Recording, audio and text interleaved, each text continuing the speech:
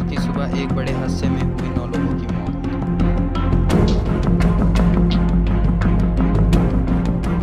पटना के दानपुर में पीपा पुल से एक पिकअप और एक वैन गंगा नदी में गिर गए।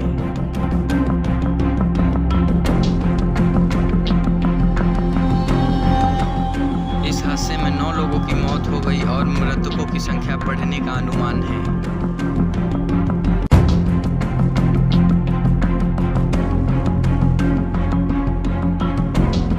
हादसे के बाद अफरा तफरी का माहौल कायम हो गया और रेस्क्यू ऑपरेशन शुरू किया गया। पिकअप वैन में सवार लोग अकीलपुर के रहने वाले थे। पिकअप वैन में 18 लोग सवार थे।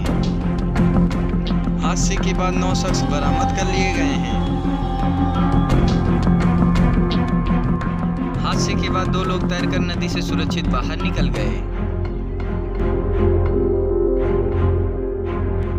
घटना की सूचना मिलने पर राजनीतिक दलों के कई नेता मौके पर मुआयना करने पहुंचे।